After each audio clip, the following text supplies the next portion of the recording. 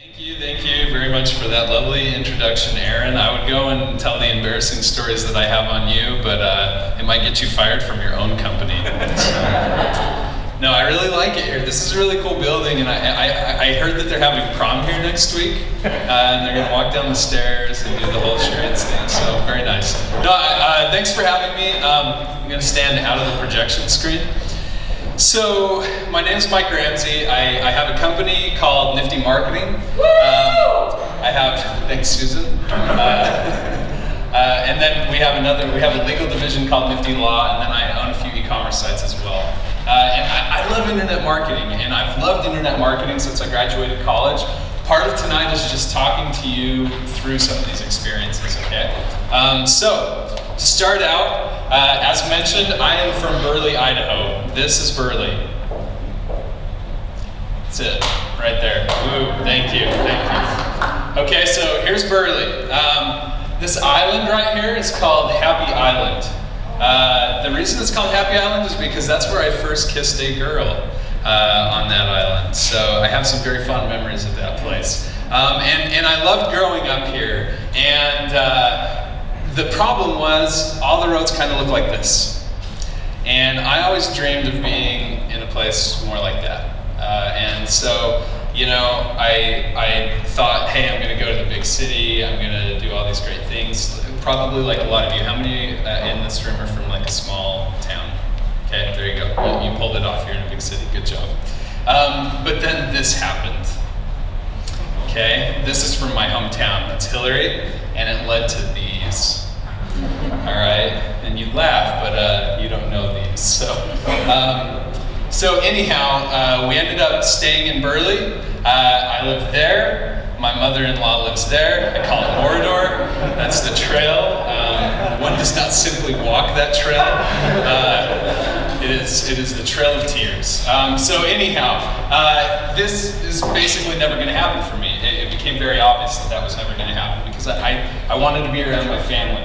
And so I had to figure out something that I could do in Burley, Idaho that was not farming for potatoes and still make a career, and I love marketing. And so I started an internet marketing company. I started Nifty. And that's, you know, today it's a fairly good sized operation with a client list, you know, across the country.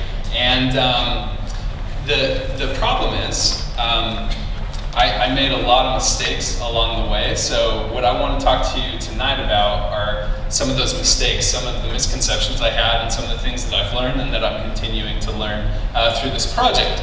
And so, ultimately, this is an idiot's guide, and I wanted to stand like right here. There you go. An idiot's guide to SEO, to influencing the SERPs, okay? I hope that you learn from my mistakes tonight. And if you don't, my son has a message for you, and that's that he will kick you in the face. Okay, so this is Joshua. And he wanted to show off his karate moves, and if you don't think he's serious about it, he dressed up as Inigo Montoya from Princess Bride this year for Halloween. He's kind of an intense little boy with major vendettas. So he will do it. So I don't know of any other like 5-year-old that even knows who Inigo Montoya is or has the lines memorized, but he does. So lesson number 1, question everything, okay?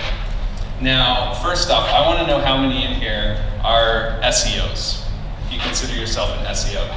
All right, how many of you are content marketers? Okay, a couple. How many of you are developers? How many of you have like a not provided job title? A couple, okay. All right, so, you know, I'm not talking about this style of questioning everything, but I'm talking more about this quote right here. Okay, if I had 8 hours to chop down a tree, I would spend 6 hours sharpening my axe. I thought a lot about this, and we have a big problem in our industry, and that's that everybody just reads something and then they just take it as doctrine, and then everybody runs 100% in that direction, okay? They don't question. They don't question what Google says. They don't question what the blogs say. They just take the data or take somebody's opinion for what it is, and they just run. And I want to talk to you about my first experience with that myself. It was the local search ranking factors 2009. Now, I've been on this local search ranking factors every year since then, and it is a fantastic study. But I read this, and I thought I knew, once I read this, I thought I knew everything there was about local search. And so then I started, trying to do local search, and it wasn't necessarily working for me.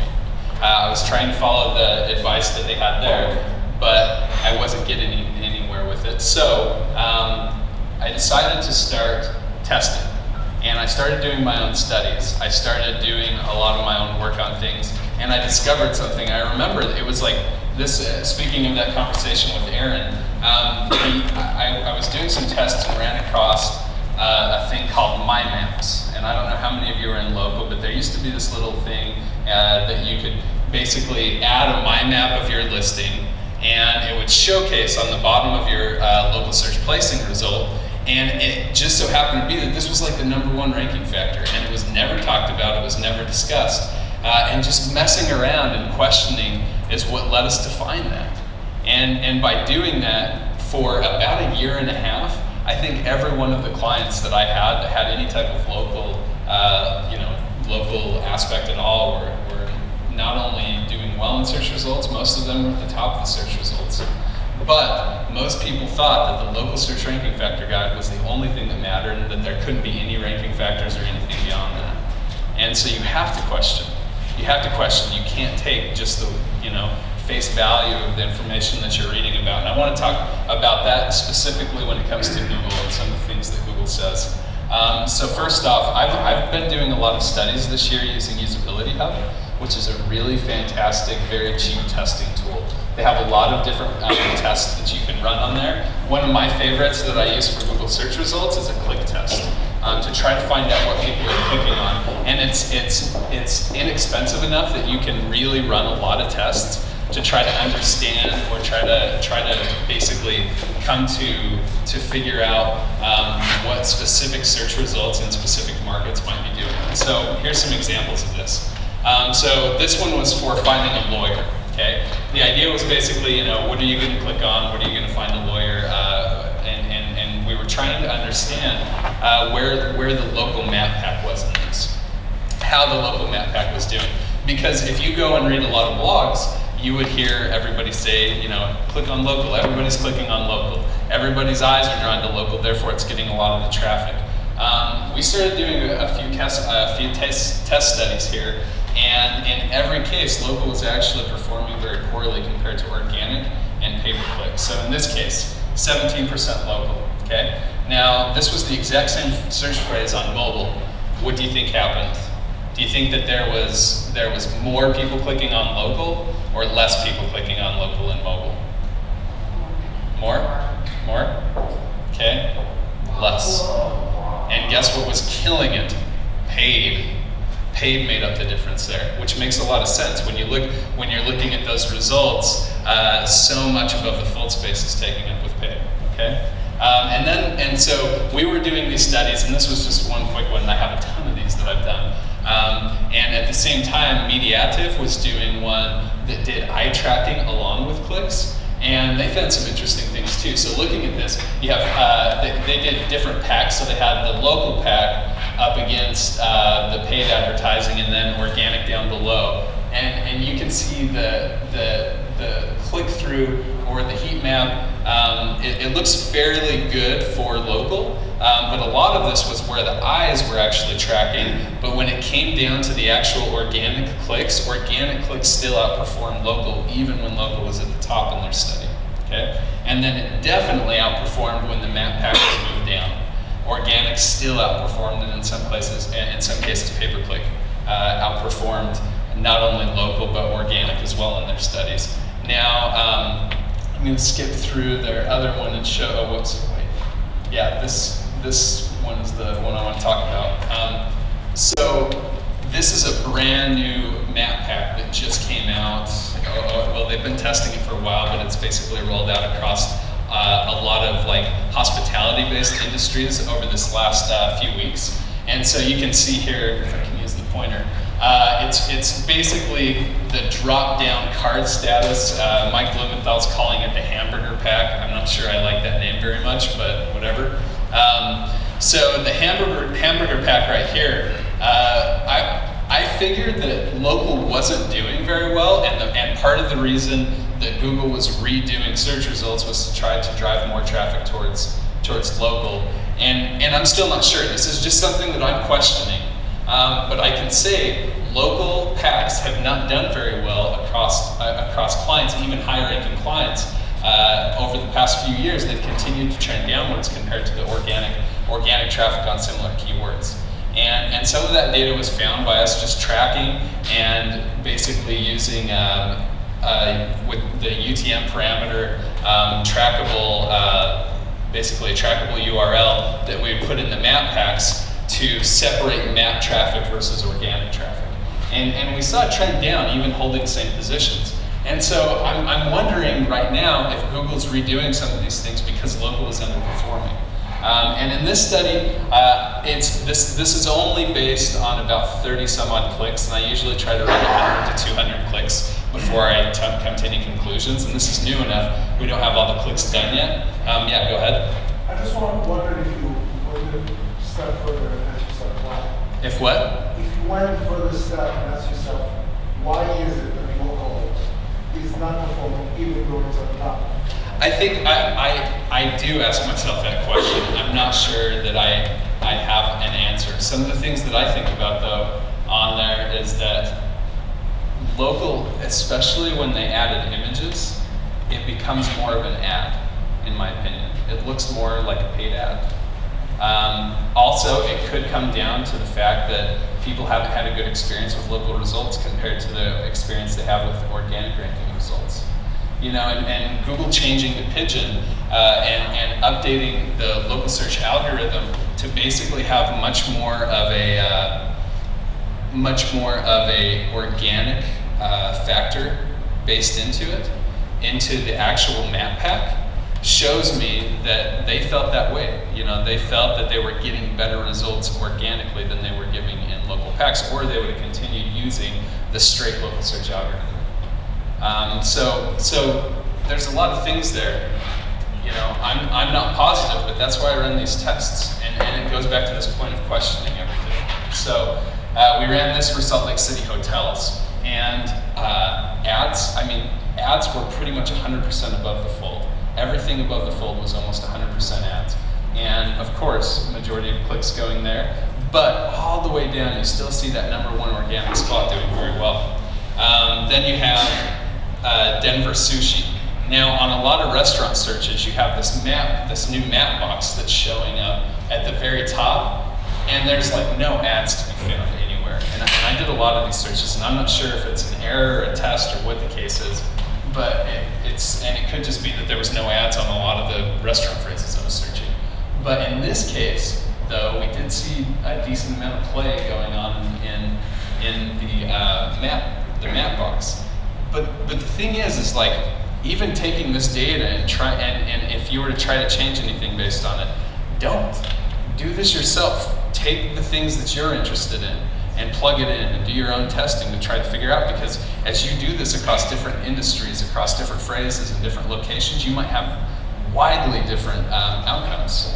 You know, and that's something that we've been looking at a lot, is not trying to generalize everything across all types of clients and all types of locations, but do enough studying and enough questioning in every market that we're in that we can actually make really good decisions for how to move about and how to do things for them. So there you go. Next, I want to send a really big shout out to Darren, but not for sponsoring, but for what his studies and different things have been over the last few weeks. He spoke at State of Search yesterday, or I think 2 days ago, and his whole presentation was on how clicks are influencing rankings in local, but also organic.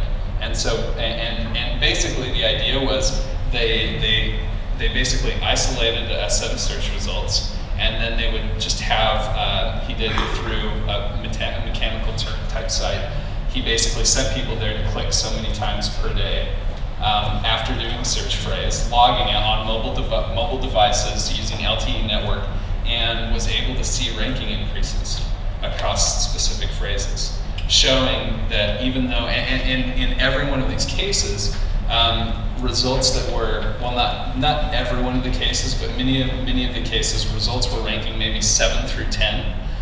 position 7 through 10, and they were able to see gains of 3 spots, sometimes all the way up to 1. And when we were at MozCon this year, Rand Fishkin did the same thing and had everybody in the audience search for Seattle wedding shop, click on a specific result, and we watched, and within 15 minutes, that result that was at the bottom of the page moved up to number 1.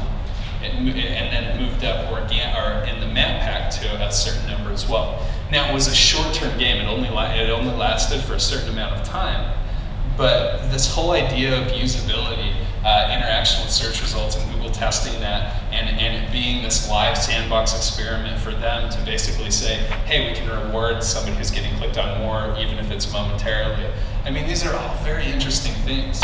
And yet again, Google's not talking about it. They're keeping people away from this knowledge, and if we listen to them, which is just make great content and everything works out, you miss out on these opportunities. And you have to test, because if those clicks do in fact matter dramatically on page 1 for where a company shows up, then what are you going to do about it? Or do they not? And these are hard questions, but the problem is, I think a lot of people are just reading and taking the advice of somebody online or an opinion online compared to doing their own research, their own testing. So just a few other things where we've done we've gathered some data. This was for the legal industry due to our nifty law side.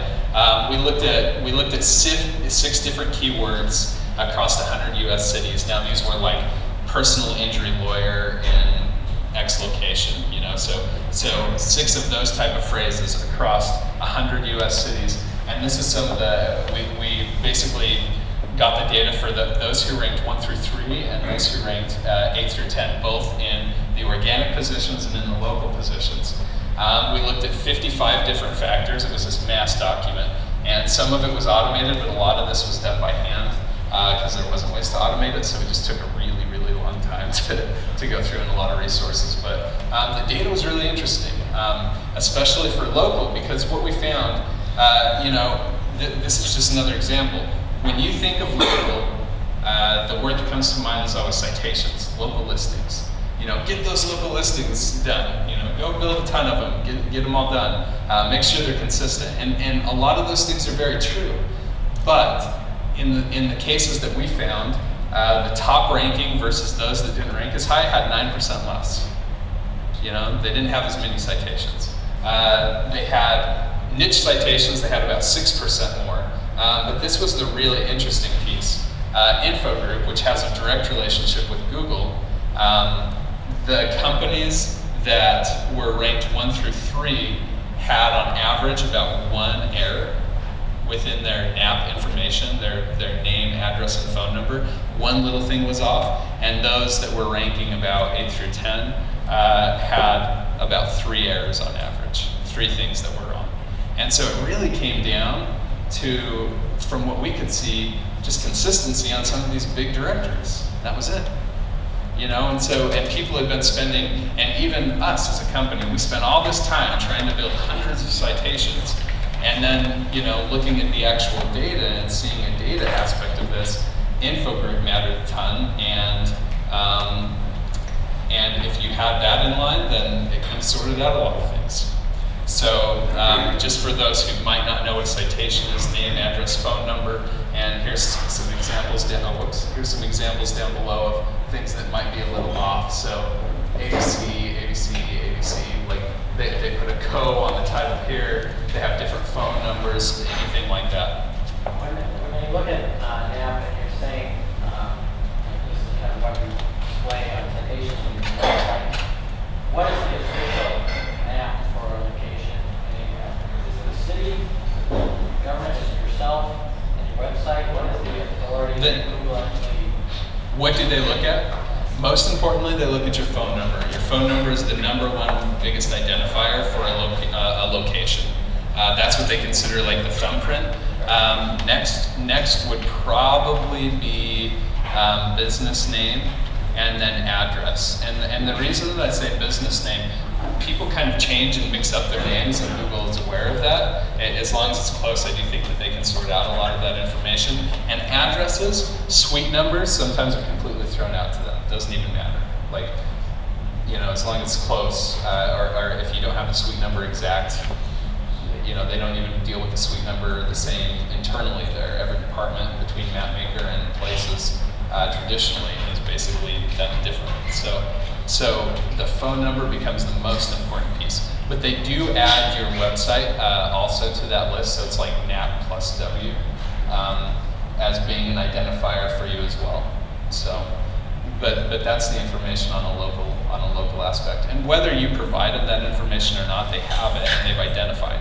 I mean, if I type in, as I was looking for Spyder Trap's office location, you know, it was very easily displayed information because somewhere on their site they have name, address, and phone number listed. So, good job, Aaron. And this is just an example of a company that had a very poorly done info group listing. Everything else was in line, but they were struggling and being suppressed in rankings because they only had that one off.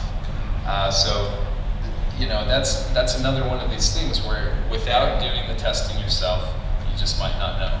Okay, I'm going to skip over some of these and talk more about the links because I want to get through quite a bit of this. So we used a very awesome tool called WebMeUp. Who's heard of WebMeUp before? They're like nobody. I mean, really, nobody ever knows about them. But from a link index tool, I've been very impressed compared to like Open Site Explorer and some of these others. We use them all. I'm in Open Site Explorer every day. WebMeUp was free for a very long time, which made it even better. But they do really good competitive link intelligence, especially on types of links, different C blocks, a bunch of different things that it's just really good to get that data really quickly. So looking at this, top ranking personal injury lawyers have 160% more links than the non-top positions. Okay. On average, they had 9,698. Now, those are definitely not real. I don't know many lawyers that have that many real links. So in looking at linking domains, it was 220 versus 160. C blocks, 120 versus 81s. I mean, what it came down to, the only thing was that they had less exact match, which makes sense, right? Less exact match links, but all of this data just went to show that, you know, Google can do a ton and they can say they're doing a lot to fix the web, but at the end of the day, this is what's still working in a lot of industries. And I think everybody here should know that. If you don't, open your eyes. Like, it's still really, really bad. And maybe I see a lot more of it because I'm in the legal industry, but spam is at the top of almost every single search result that I see. And here's a prime example of that. I'm not going to tell you the market, but just 2 days ago, I went through, I would consider this probably one of the most competitive personal injury markets that is in America. And the #1 ranking guy who's been there for quite a while, it's probably 60% paid links, tons of directories, and I mean, we're talking old school, really trashy stuff like sponsoring a WordPress theme and having exact match footer links in the bottom of your WordPress theme. You know, and so somebody build a WordPress theme, put his link on the bottom, it says accident attorney Los Angeles, so now you know that market at least.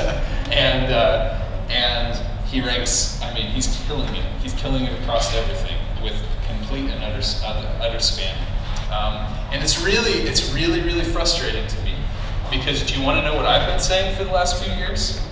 I've been saying, if you build great content, they will come. You know, and that's what I've been talking about. But as I started to question things and as I started doing studies, yeah, go ahead. Well, you're dealing with an industry like accident attorneys. Were there any of the 10 results on the first page ad spam? That were not? Maybe 20% of them might be somewhat legitimate in the Mac tab. None of the organic ones were legitimate. So Google obviously ranks on curve, and when it gets to an industry like accident control or personal injury attorney, they're all shitty. Google just ranks the least shitty one at the top. Yeah, the only problem, I actually consider their lead profile one of the worst. And I know a lot of these guys, and I know the cleanup work because they go to a lot of the conferences and I know who's doing their work. Some of these guys have done serious amounts of cleanup work on their own accounts. Like I see it, but I also see so many industries. We work across a ton of industries, and you know, it's still fairly common. And so I get that, and there are a lot of industries that might be considered clean or are clean enough that it's not spam holding up a lot of these top positions, but there's still a lot. And you know, the idea is this, is creating great content enough. Because this is where our industry's headed, and I agree. I think that content is key. I think strategy is king and content is queen, actually. But I think that we're missing on some of the traditional things that still matter a ton, especially to local businesses that aren't big brands. You know, now I'm not giving everybody, you know, my hat saying go out there and spam, because I don't think that that's the answer. But I do think that we're becoming less aggressive on our tests, on trying things, and we're trying to focus in other areas because Google has scared a lot of people. But at the end of the day, they are not working hard enough and not solving problems that will continue to be problems. And until that does, our jobs are going to be extremely difficult. You know, it's just the way it is, especially if our main point is to bring clients true ROI, to actually make them money. You know, and so I have conversations all the time with other company owners where they say, I can't decide what to do. If I try to report on ROI of my services, then I have to try to play dirty in some industries. But if I just report on traffic, then most of the traffic I'm going to get them might not necessarily lead to ROI. And there's this really hard thing. But the only way that we solve this is to push, to question, and to try new things. You know, and that's what I've learned. That's what I've learned doing work across tons of industries. And building my company. When I started questioning, I got good, and I learned a lot. Lesson number 2. What time? Okay. Lesson number 2: get a site penalized. Now you're really thinking I'm going black hat on all of this stuff. Okay, so let me explain this to you. Number 1, a tool that you all should be aware of and use all the time to check out sites or companies you're taking on is called the Penguin tool. And it basically overlays Google's algorithmic history with analytics. So you can see exactly what's affected somebody at any given time. And I love this. We use it all the time when we take on somebody. And a lot of times clients that we do take on do have issues. I would probably say about 50% of the incoming clients that we take on have either Panda or Penguin or manual penalty issue. So, you know, I'm not going to be this guy on this and, you know, send you to the whole van down by the river aspect. But I'm going to let you in on a little secret here, and that is that, dun dun dun, I have dealt a lot with penalties. I had Nifty Marketing penalized. And the reason why is because I use Nifty Marketing to test everything. Because I don't care. I don't care if we rank or not. But I used to rank like first page on the word local search with total paid links. And I ranked on local search marketing, and I ranked on local search company, and I ranked on local SEO, and then I ranked on everything else that we ever tried because I used the site to test and to push the boundaries. And guess what happened? I got penalized. Which I should have. And then I learned how to get unpenalized. And it wasn't that hard. And do you know how much we personally gained through the knowledge of testing those things? A lot. I found exactly what worked to push Google. I found exactly what it took to move up against sites that were better than mine. You know, in a lot of different ways, with content and a lot of different things. And I learned how many of the people I compete with in a clean way are didn't understand links until I started trying to really buy and push and use services. You know, I used about every service that there was to just test it out and see what could happen.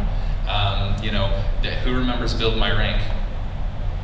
Anybody remember that? Sweet. Okay. Seriously awesome network. A link cost $3. $3 for an in-content link. Now, how many of you track your cost per link? Now, I'm not saying like properly buying a link, but how many of you can break it down and actually say you have a certain cost per link? Because we used to be able to understand that in a lot of different ways and be able to rate it by a different, you know, like a different authority and all of these different things. But by doing this, I just learned.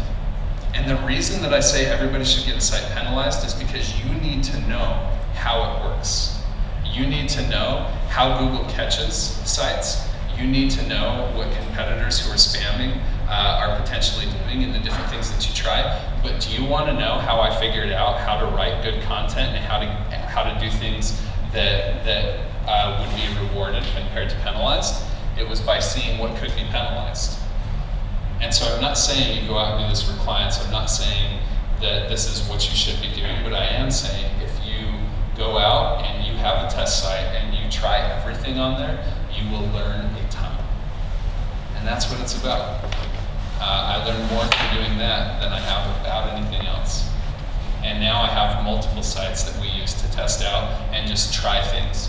And some sites we just, you know, it's a complete content play where we don't care. Some sites it's not. But I do want to tell you another story. We had a lawyer client come to us recently, had a really bad profile, and he ranked very highly in his market. And we went to him and we said, we can clean this up. If we clean this up, you will lose your current positions across all of these keywords. What do you want to do? And he said, keep it there. Keep it there. When it gets hit, we'll clean it up. And he knew that, okay? He got hit. He got hit by a Penguin update. Guess how much traffic or lead, guess what happened to his leads? How much loss of leads he had? Any guess? Somebody said what? Zero? No, he had 10%. He spammed for years. Built his company on it, basically. Very, very, very well. And his leads only dropped 10%. Do you know what he wants to do? Yeah. Because it's worth it. There was an ROI to it. And then I tried to talk to him about content marketing, and I tried to talk to him about all these other things. And he's like, yeah, what's the ROI on it? And I'm like, well, it's hard to say. You know, there's all these different things, but you built your brand, you know? And it's like, I get it, and it's right, but that's what you're gonna be competing against.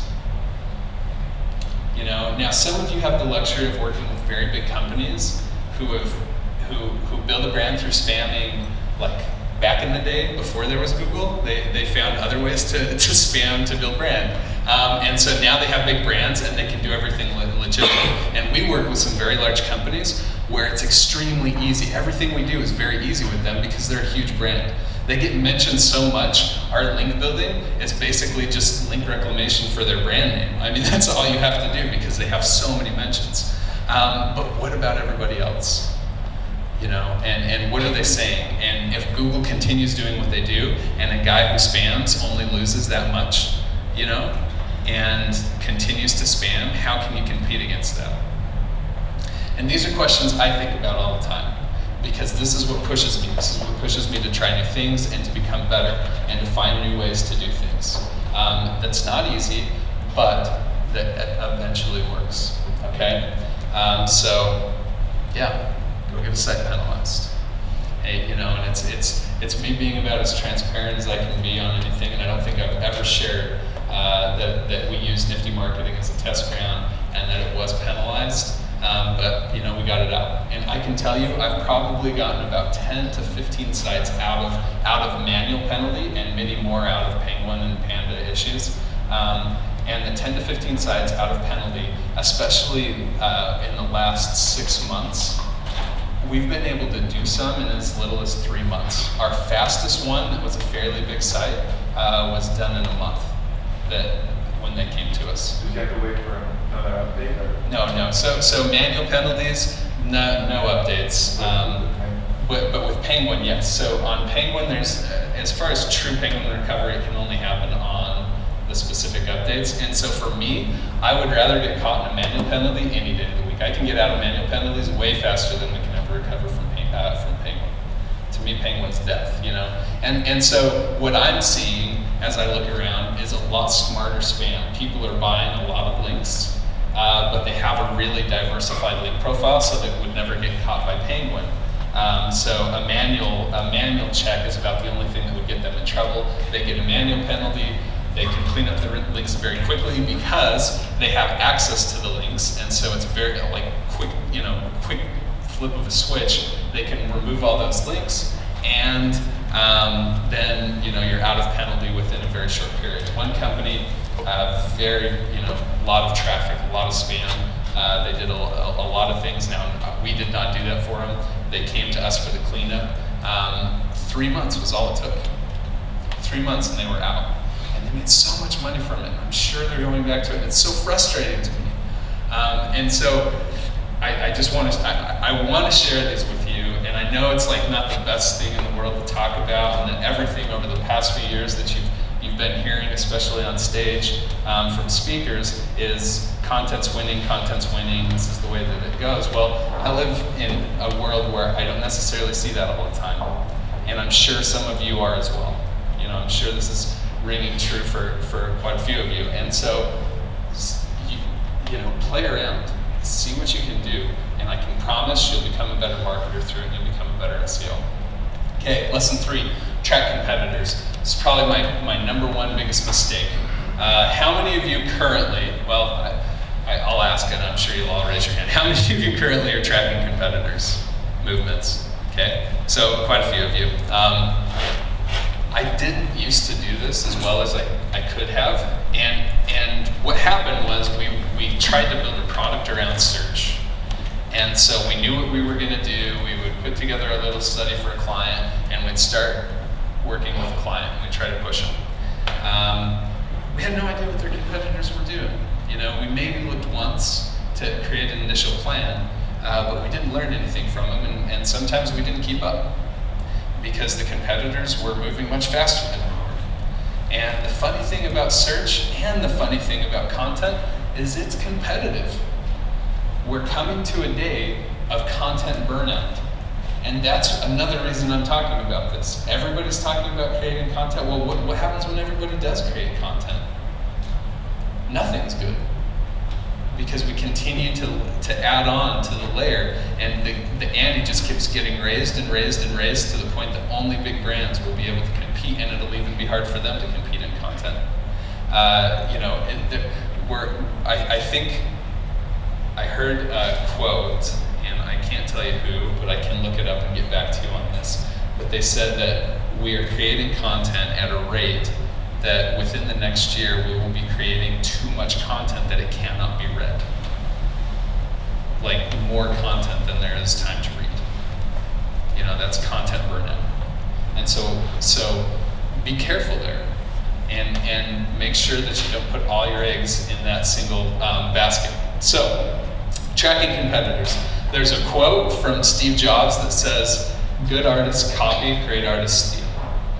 Now, for me, the idea behind this isn't that you just go and rip off your competitors, but it's that you take an idea that they have, you take a basic idea from them that you see, and then you expand it, you make it bigger. You do it in your own way, and you try to create an original idea behind that. And that's basically what Apple's always done, right? There's very few things that they truly, truly invented. A lot of the things that they did was took somebody else's idea and then made it their own. And that's what Steve Jobs was really fantastic at. This is the type of thing that we've done to basically track competition that's led to us discovering a lot of new different ideas and different things that we've done. One, Google Alerts. A lot of people say it doesn't work, or that, and there was a time that it definitely didn't work. I've been using it very, very religiously for the last 6 months, and it's actually been really good. So I use Google Alerts. I have different competitors' brands set up in there. I have my own brand. I've found links through this, but I'm able to consistent, accurate idea of what's happening and what news and different things is happening with them. We use Moz, and I really like Moz for competitive link analysis. And so there's right here. This was a competitor that we found a specific type of giveaway by just looking through their link profile. We found a trend where they were doing a specific type of giveaway on specific type of sites, which was very interesting, and it was a great idea, and it led to a lot of internal discussions, not on just copying and going to the exact same sites, but on ways that we could do similar type activities that would lead to the same level of success, and it's very good. So many of these ideas, you know, I look back on my career of everything, and I've borrowed ideas and tried to create them and make them my own. When I started my search company, you know, I was very naive, and I was doing everything. I thought I was, you know, right out of the gate. We were building websites, we were doing pay-per-click, we were doing, you know, local, we were doing organic optimization, we were just everything to everybody. And then I saw a company that you might know called Orange Soda. And they were bought by a company here, right? Is there owned by Deluxe? Yeah. So Orange Soda was the first company I ever personally saw that had a true focus on local. You know, like, at least for me, and I'm sure there was others, but I'd just never seen it.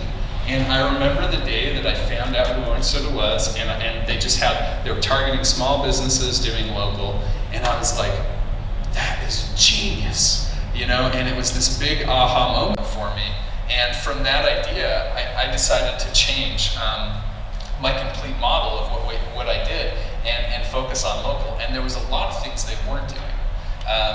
That you know, as far as thought leadership, they were a very good sales company, and they had a lot of clients, especially back at the time that this all took place. And they were missing the blogging aspect. They were missing the thought leadership and sharing in the community. And I thought that was an area that I could actually capitalize on. And that's what led to it. And it was coming from something else. It was coming from just tracking competitors and finding out who they were and what they were doing. The other tool that I mentioned before, WebMeUp, especially for very quick reference across about every type of link aspect that you could ever want to know, for quick gathering of data, great tool. The other one for social that I'm really impressed with, let me get the name right, just Pages to Watch. How many of you know this exists on Facebook? Okay. For some reason, I completely missed this, but within your Insights tab on your pages, you can actually add your competitors' pages on there, and they'll send you very important stats along with updates that they have and what performs very well. Now, at first, I thought it was really cool. Then I was looking, and I got notified somebody was tracking me. And I was like, oh, maybe it's not so cool because I don't want my competitors knowing that I'm tracking them, but it doesn't tell you who they are. And initially it used to. I did some research on it. So now it's blind, but when somebody tracks you, it'll tell you and notify you that you are being watched. But the data is really good and it's free, so that's always great. A tool that I've been using lately that's not free, does have a free trial, that gives seriously awesome data, is called Rival IQ. I think they're out of Seattle, and they do about every type of breakdown, including a lot of search metrics as well. So this right here goes through the different posts, and you can track up to about 5 or 6 competitors, and they'll talk about the types of posts, when they're posting, and the engagement on the posts of your posts along with your competitors. And one of the things I found on this that actually changed something that we did for a company that I have is this, okay? They had a mass amount. They're pretty good for, you know, not what I would consider an actual big brand or anything. They had 232,000 followers on Facebook. That's respectable, but look at their engagement. You know, they only had 195 engagements during this time period. And then I looked down on Instagram, and they had a much lower following, but they were having seriously high engagement. This is in the photography space, you know? And so from just seeing the data across this, I was able to determine very quickly, hey, I could probably amass a lot of fans on Facebook, But when it comes to what's getting engaged in this photography niche that I'm going to be doing some things in, Instagram, you know, and then I dove into what they were doing, and you're able to find out. And so these competitive research, I cannot drive that home enough. It's something I wish somebody would have smacked me a long time ago, and got me into a lot more competitive research on a continual basis. Okay. Lesson 4: share constantly. Okay. I'm going to ask you this question: who do you admire? You know, who do you admire in your life? What? No. Oh, shucks. Every person that I truly admire has been somebody that shared something with me. They've taught me something. And I respect them. You know, I think of family members, I think of people just throughout my life that have had that effect on me, and it's been because they've helped me learn and change and grow. And you know, an example that comes to mind in the search industry is Mike Blumenthal. So when I decided to go local search and I started kind of functioning that way, I quickly came in contact with Aaron, I came in contact with David Nim and Mike Blumenthal, and with Mike, he shared so much information so freely. And I just thought the world of that, so much so that I sent him a box of Idaho potatoes. It was my way of sucking up, and it completely worked, I have to say. But one thing that I've learned from it all is through getting to know people and seeing what they've done, and then doing likewise myself, knowledge increases from sharing what you know. And I'll tell you how that works. Every time I've spoken, every time I've written a blog post, every time I've had a private conversation and shared something, then in probably 90% of those cases, somebody has added a comment, somebody has shared another side, somebody has done something that's opened my mind much further than what I originally shared. You know, after some presentations, I've had people pull me aside and say, you know, I really liked what you said here, and I wanted to tell you some things that we did with that. And I've picked up information that way, comments on blog posts, all of them. But I can't tell you how true that is. Everything I've learned and everything that's happened to me that's been good in this industry has been from freely sharing information without an expectation of getting something back. And I will tell you on the worth, if you want to know an actual worth, this is how many leads this year came to Nifty Marketing by just sharing information. That's it. None of this isn't SEO spam leads or anything like that. This is conference and blog post leads. You know, it's a lot, and it's just came through sharing that information. And the more I share, the more I learn, the more I want to share more, and the more opportunities come. And I thought about what to talk about tonight, and I looked at it like, what would I want my employees to know? Back at home in Burley, what would I want them to do? And I've talked to them about it a lot, and some have taken it, and some have really ran with it, and some haven't as much. But that is to share your knowledge, because it shows your worth. And I'm sure there's some extremely bright people in here, and some of you might not be sharing. And just do so. Just do it. Take the jump, and I can promise you it'll take you places you didn't even think you could go. So lesson number 5: good is the enemy of great. How many have read Jim Collins' Good to Great? A few. Okay. It's one of my favorite books. This alone to me is the difference, especially when it comes to content, between those who will make it and what will make it and those that don't. And to start out with that, I want to talk to you a little bit. So this right here, this is my grandpa. His name's Bob Ramsey, my grandma Lily. And I grew up living with them, and I love them dearly. No, he's not throwing a gang sign. He's actually asking for a pair of scissors. I need some scissors, Mike, to cut my present. So I love that picture. business for over 50 years. It's still running to this day. But if anybody taught me the difference between good work compared to great work, it was my grandpa. And I remember very vividly one day, he had me go outside and weed his garden. And I hate weeding, like it's the worst. And I live in Idaho, there's a lot of weeds in Idaho. And so I'm out there weeding and I'm like skipping every 3 weeds. Because I'm like, as long as most of them are gone, it should be good. It'll be fine. You know, I can get by with this. And my grandpa came out, and he was old at the time. He's always been old since I've known him. And he started, because he's my grandpa. And he started, you know, he's a big guy. Like, I mean, he's like 350 plus. Like, he's a big guy, very tall. And I'm out there super short and spun pulling the weeds. And he got down and he started pulling the weeds, and I could tell it was hard for him. But he was going back to the spots that I missed. And he was pulling those weeds. And I was like, Grandpa, what are you doing? And he's like, when I asked you to pull the weeds, I said to pull them all. Because my garden doesn't have weeds. You know, that was his attitude. And he took that attitude into his work. Just 2 days ago, when I was in town, somebody said, I only use Ramsey heating and electric. And I asked him why. He said, because your grandpa did me this super awesome job however long ago. He was so good at it, blah, blah, blah. And he just went on and on and on about that. And, you know, I could tell you 100 stories.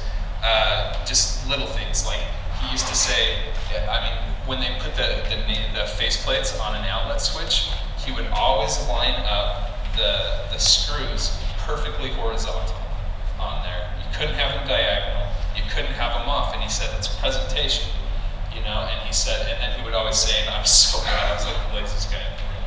But I would do some work and it would suck really bad. And he would say, hey, if something's not square and you can't see perfectly square, then use a level, you know. And just these little things like that. But that's what made great work. Okay. I want to talk to you about an experience that drove that home for me very strongly over the past couple of years. I wrote this first post called What I Have Learned About Life from My Local Search Marketing Career. I put it on a site, put it on a personal site that I have. Guess how many views it had? It says 40, you know. And then I took the same content that was, and it was a good post. This first one was good. You know, I put a little bit of time into it. It wasn't bad. But I took the exact same content. I added more. I focused on trying to come up with an enticing title that wasn't so much focused on myself. I went through, I had people proofread it. I added imagery. We made it more digestible and broke it up. And that was the difference. And I put it somewhere that it could get seen. That's good to great. You know, and the companies that do great work, they will always have jobs. There will always be work to do. But what scares me is if I'm only a good company, if I'm only good at content, if I'm only good at building links, if I'm only good at finding what works in search, compared to being great. You know, and going back to Aaron, he told me a story once about Spyder Trap that has stuck with me and stuck with me very hard. And first, I'll say this: are you willing to put your name on your work? It's probably the first test between the difference between good to great. And then something that Aaron told me, he says at times, is this: are you willing to bet your job on it? You know, everything that you do, are you willing to bet your job on? When you turn it into your supervisor, when you turn it into the person above you, if you want to be great at search, then don't turn in something good. What if you would get fired if you turned in something good that wasn't great? And you know, changing that one little piece of mindset will be the difference between having a very successful career, moving up in the companies you're in, if you own a company, gaining more clients, all of this, compared to not. I think that alone. Lesson 6, show your value. So this goes for not only if you have your company, employee, it doesn't matter, whoever you serve, show your value. And I think Rand Fishkin, you know, there's a lot of information on this. I think he's very good at this. But the T-shaped web marketer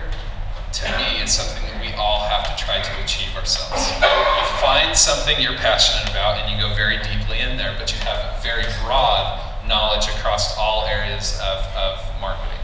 And the more that you're able to do this, the more value you have to your company, not only to your company, but you have more value to just everything that you do. And so along with this, I think one of the areas that many people are actually weak in is analytics and attribution of their work. Being able to show the outcome of the work that they do and being up to date on that and tracking that themselves personally. So it's like, oh, well, we have analytics people that do that, let them worry about that.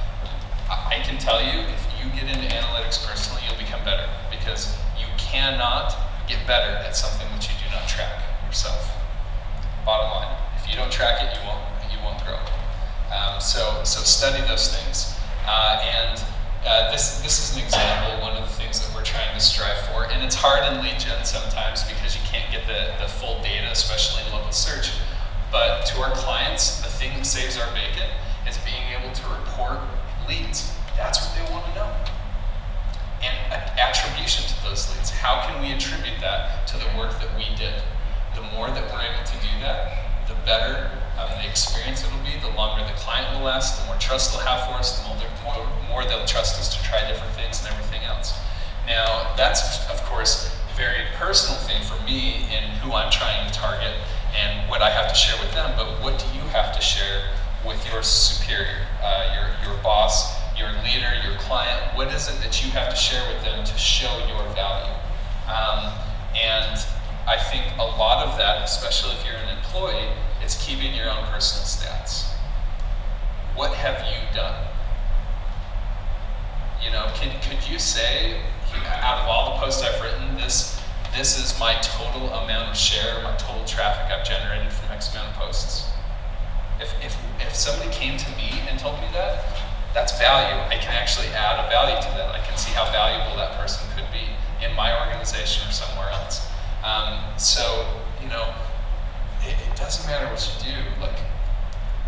It doesn't matter which division you're in. Just do what you can to track and find ways to show that value. And as you do that, you will continue to increase as well. Your position will increase, your client load, everything else if you own a company. And I've seen that. And so overall, these are the lessons. These are the lessons that I thought would be most applicable. And a lot of the times I get up and I talk about tactics. I talk about specific things, and sure, that helps.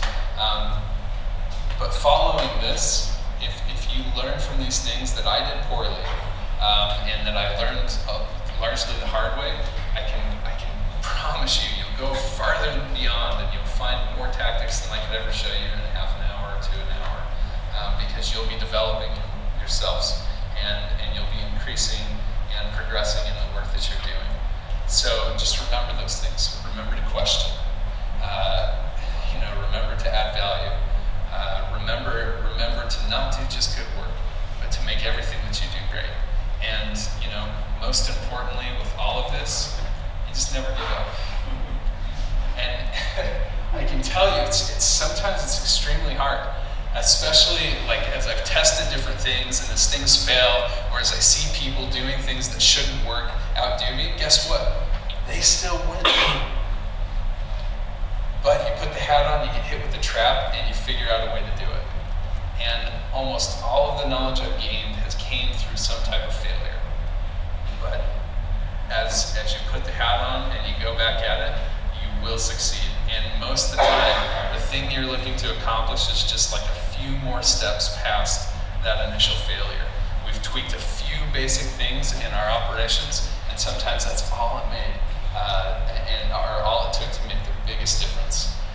So I just want to tell you, if any of you, if you ever have things to add to this, or if you ever